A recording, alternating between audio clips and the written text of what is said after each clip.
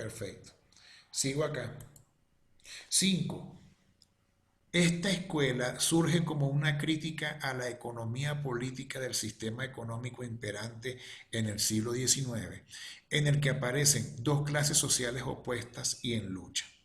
La teoría propuesta en reemplazo del sistema vigente fue conocida posteriormente como socialismo científico, que sostiene entre sus postulados que la historia es un proceso dialéctico con una confrontación entre clases por control político de la sociedad. Además, propone que la economía debe ser centralizada por el Estado. ¿A qué escuela económica corresponde lo descrito? La historia es un proceso dialéctico con una confrontación entre clases por control político de la sociedad. Hay un solo caballero que habló de las famosas clases sociales. ¿Mm? Ahí se los dejo. Vamos a preguntarle, en este caso, vamos a preguntarle a Carelis. Carelis, ¿cuál escuela crees tú que fue?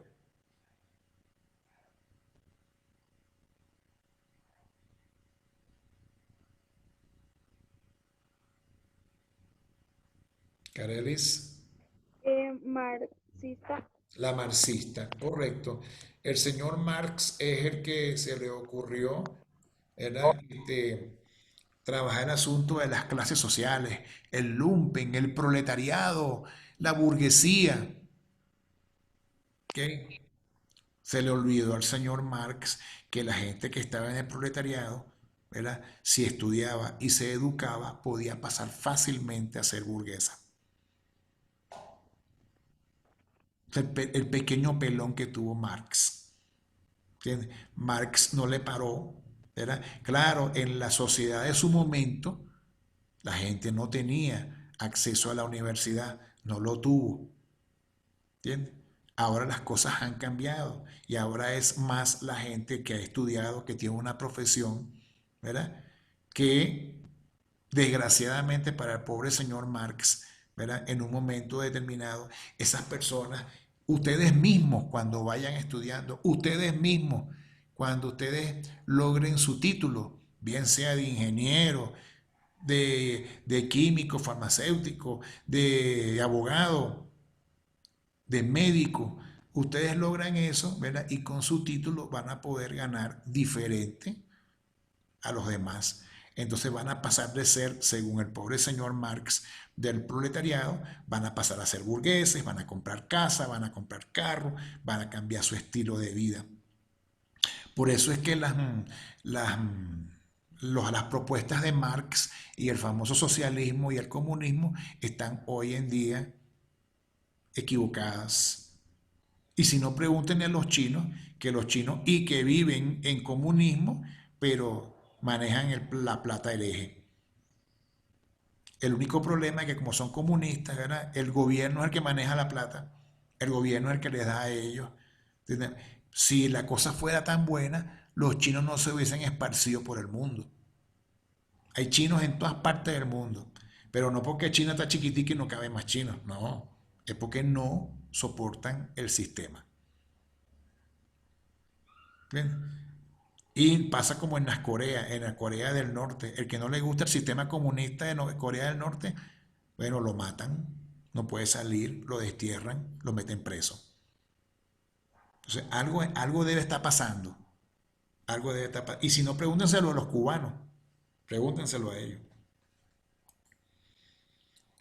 El resurgimiento del que tiene como antecedente histórico las ideas políticas que suceden durante los siglos XVII y XVIII, contrarias al poder absoluto o intervención del monarca o el Estado en asuntos civiles, y dio sus primeros pasos en la antesala de la Segunda Guerra Mundial, tuvo como impacto tras su aplicación en América Latina el surgimiento de como parte de su proyecto globalizante, ojo, globalizante, que continúa vigente hasta la actualidad, y su consecuencia negativa fue la prolongación de la dependencia de los países en vías de desarrollo del capital de los países industrializados, perdón.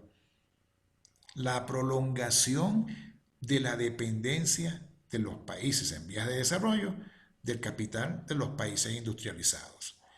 ¿Cuál sería eso?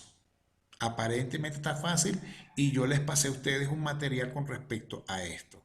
Vamos a preguntarle a el señor César, si es tan amable. César, indíqueme cuál es la solución a esta pregunta. Sería el neoliberalismo y los tratados de libre comercio. Vamos a ver si es verdad. Me suena ni el neoliberalismo. Vamos a ver. No, el neoliberalismo y las políticas monetarias expansivas. ¿Ok? ¿Ok? El neoliberalismo y las políticas monetarias expansivas. ¿Ok?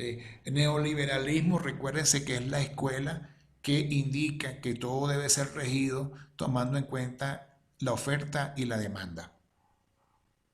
¿Ok? Las políticas monetarias expansivas tienen que ver con respecto a, hay algunos países que le sonríen al neoliberalismo. Lo que pasa es que él no es tan malo, el problema son las personas que lo quieren aplicar. El neoliberalismo no es malo en sí, el problema es el loco que lo adopta, ¿entiendes? Que no lo entiende o que lo adapta según su conveniencia. Y ahí es que vienen los tratados de libre comercio, ahí es que vienen. 7.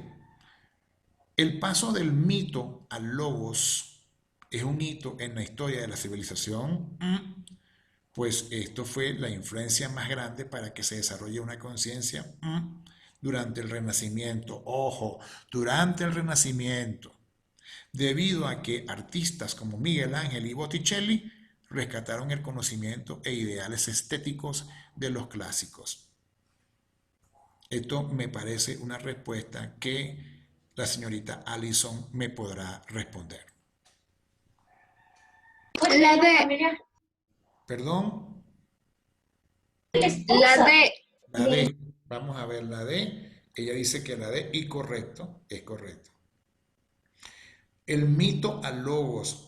Hablamos y yo les pasé un material donde dijimos que uno de los grandes aportes de la civilización griega era el asunto de la mitología. ¿Entiendes? Que trabajó muchos aspectos, tanto el filosófico como el cultural y de paso también el social. ¿Entiendes? Pero resulta que en el Renacimiento, si vieron el material que les pasé, ¿verdad? Hubo un movimiento que se llamó el humanismo y después hubo el naturalismo como formas de salir, de evolucionar de la parte mítica. Qué bien, qué bien, qué bien. Con base en el texto, identifique la técnica de cultivo empleada. Aquí nos vamos ahora para atrás y nos vamos acá a los Andes. Los incas asentaron sus dominios en la región andina de Sudamérica, gozando de temperatura con una media anual de 18 grados centígrados y continuas precipitaciones. Además, sus principales ciudades estaban situadas entre 1800 y 2500 metros sobre el nivel del mar, por lo que las laderas montañosas que atravesaban su geografía fueron utilizadas para organizar su producción agrícola. Por ello construyeron muros de piedra para sostener esta superficie. Muros de piedra.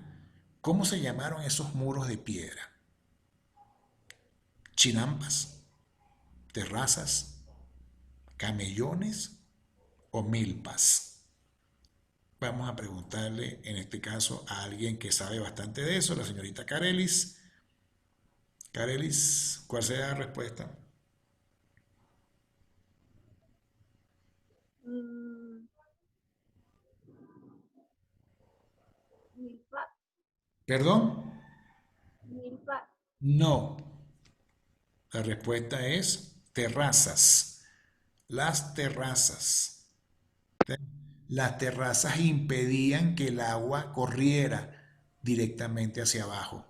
Acuérdate que estamos hablando, todavía aquí en Quito hay partes hacia el sur donde se ven montañas que están trabajando, no tanto con el tipo de terrazas que se utilizaron en tiempos atrás, pero el sistema de terraza todavía sigue siendo utilizado cuando se siembra en laderas, en la falda de los cerros. Todavía en el sur de Quito, todavía se ven muchas montañas que tienen sus sembradíos en laderas. De alguna forma utilizan terrazas. La Iglesia Católica utilizó el arte como método para mantener su hegemonía espiritual y social en Europa. Eso la llevó a crear estilos artísticos como el que en el crecimiento de las ciudades y nacimiento de la burguesía en el siglo XII sirvió para construir grandes catedrales en las que la forma de relacionarse con Dios cambiaba. La luz y cercanía al cielo eran primordiales, y el miedo no era la base de la fe, sino el amor y la piedad. Esto junto a promovió el nacimiento de una conciencia de tinte humanista, que ya no veía el mundo material como algo derivado del mal, sino como creación divina.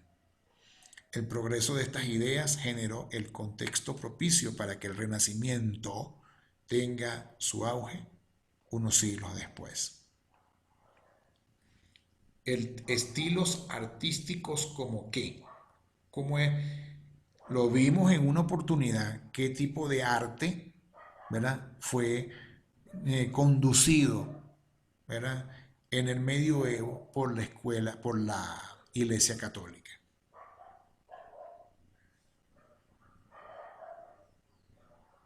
¿Cuál sería, a ver, cuál sería ese estilo?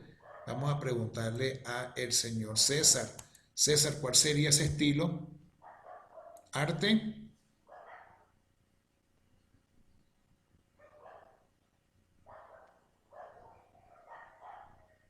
No tengo idea, Licen. El arte gótico.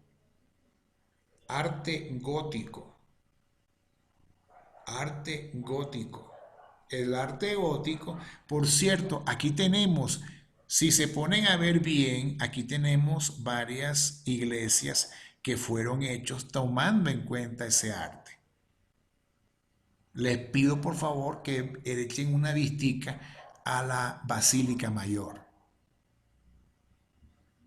¿entiendes?, que se diferencia de todas las otras iglesias que hay aquí en Quito. Es más, hay una en el centro, en el casco histórico de Quito, que también está hecha bajo estilo gótico. Pero la más es la Basílica Mayor.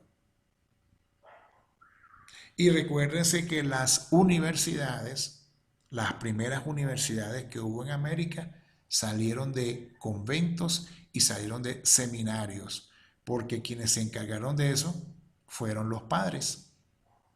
¿Ok? No se olviden de eso. Con base en el texto, seleccione los impactos de dicho descubrimiento en la sociedad. Mesopotamia era una de las primeras civilizaciones en nuestra historia. Y eso lo vimos, acuérdense, cuando estábamos trabajando la cuestión de la escritura. Uno de sus grandes descubrimientos, según los historiadores, fue la rueda.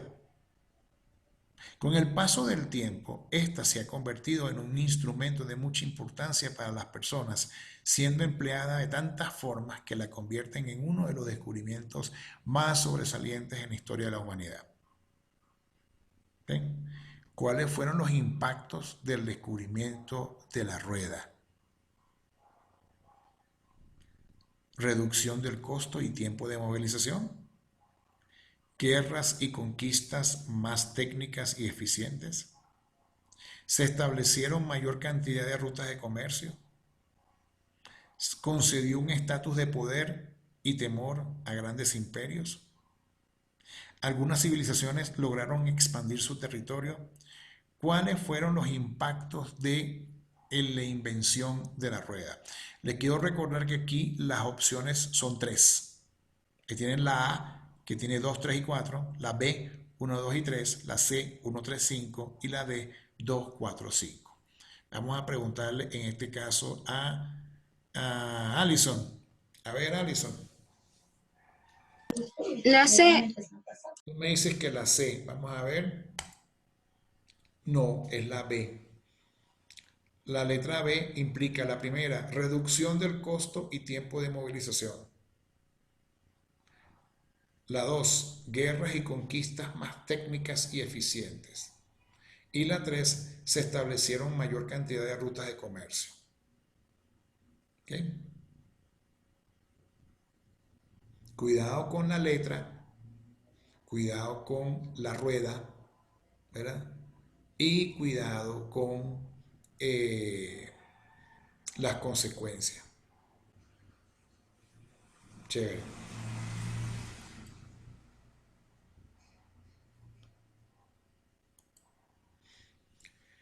Cuando la Revolución Francesa inició en 1789, el afán revolucionario era claro.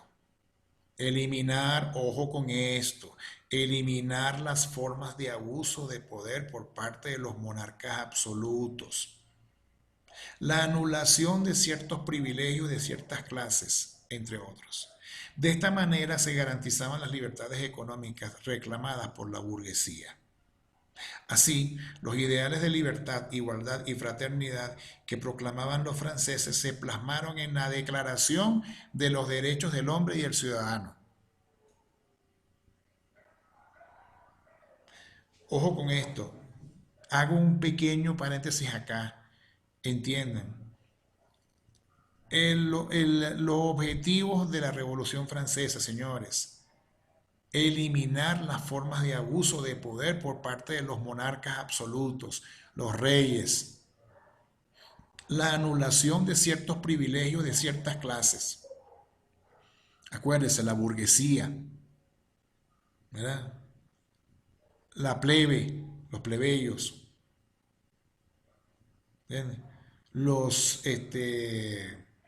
nobles, que la intención era impedir que los posibles privilegios que hubiesen entre las clases, ¿verdad?, pudiesen apabullar uno al otro.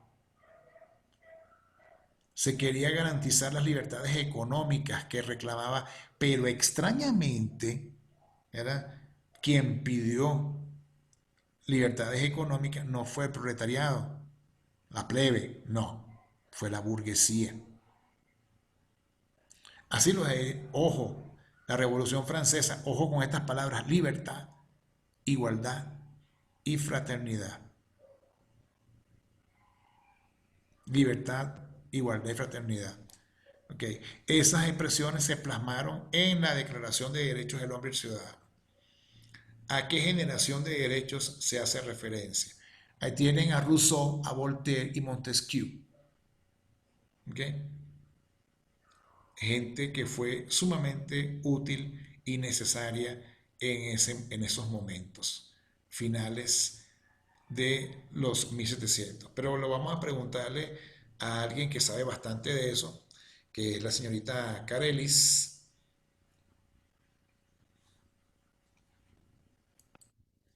La B. La B, o sea, la primera generación de derechos. Vamos a ver.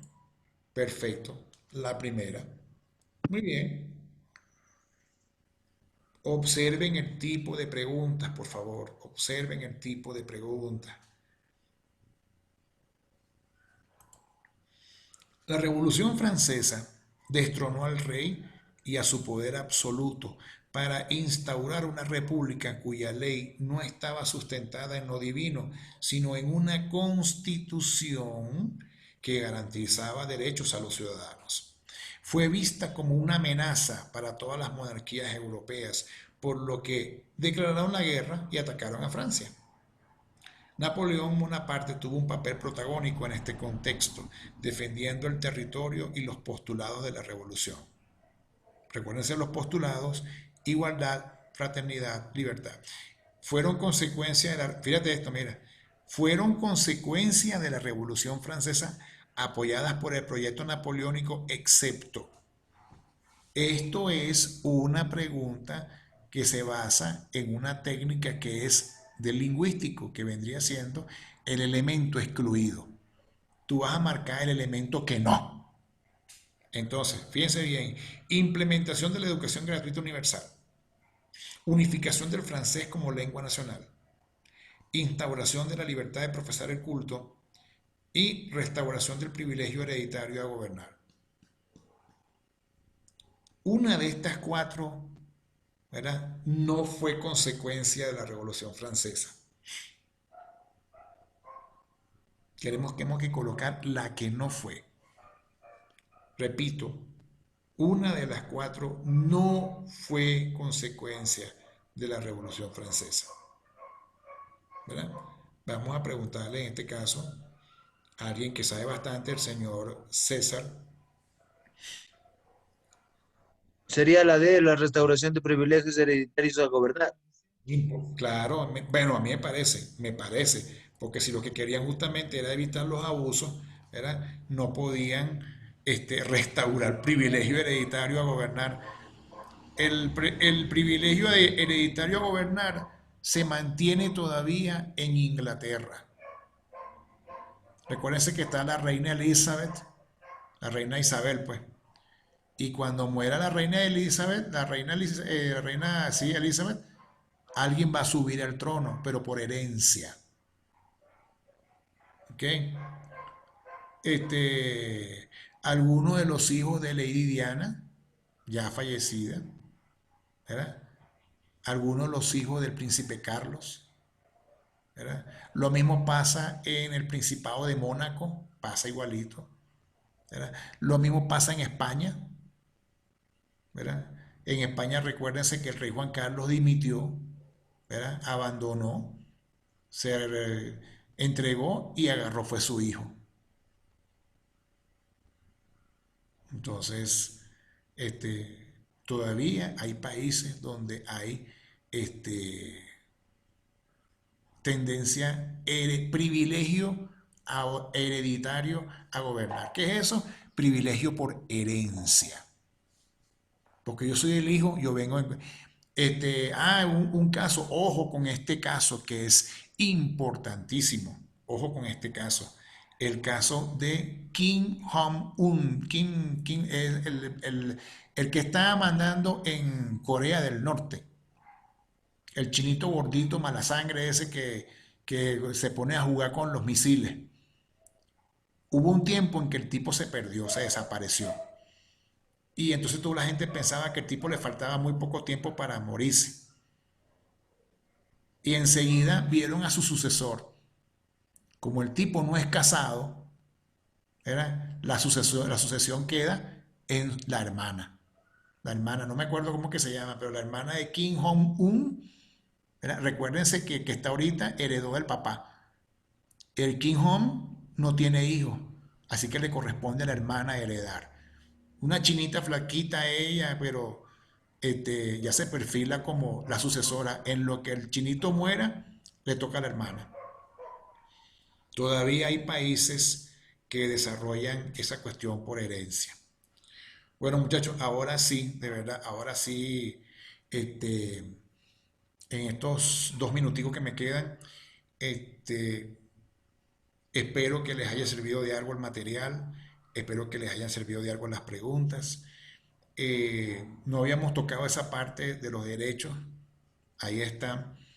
Es bueno que le echen una revisadita a la Constitución, es bueno.